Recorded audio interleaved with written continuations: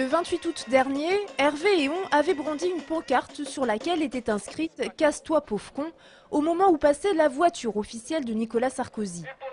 Condamné une première fois à 30 € d'amende pour offense au chef de l'État, il passait aujourd'hui en appel au tribunal d'Angers. Beaucoup de ses amis sont venus le soutenir, et notamment la troupe de théâtre Gaïa. Mise en scène exubérante pour dénoncer des poursuites injustifiées. Moi, je reprends une expression qui est destinée à qui veut bien le prendre pour lui. C'est ce que j'ai insisté depuis le départ. Et donc, j'ai pas nommé qui était le con, quoi. Hein. Enfin, donc, on peut pas me dire que j'ai insulté le président. Pour autant, Hervé Héon, qui est un militant très engagé à gauche, ne récuse pas son geste.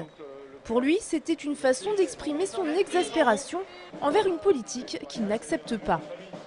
Alors, clin d'œil direct à cette phrase lâchée l'année dernière par Nicolas Sarkozy au Salon de l'Agriculture, ou véritable délit.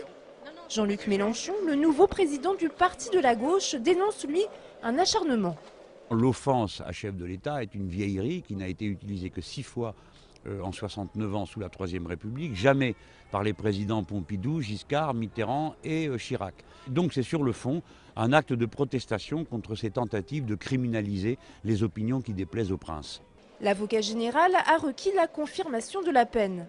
Le président du tribunal a toutefois avancé une piste en demandant ceci à Hervé Héon.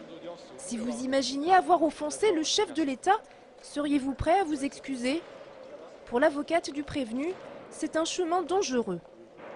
Je vous rappelle quand même que la dispense de peine, c'est quand même une peine. C'est-à-dire, on reconnaît l'infraction, mais on dispense de la peine.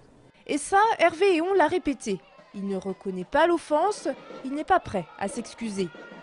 L'affaire a été mise en délibéré au 24 mars prochain.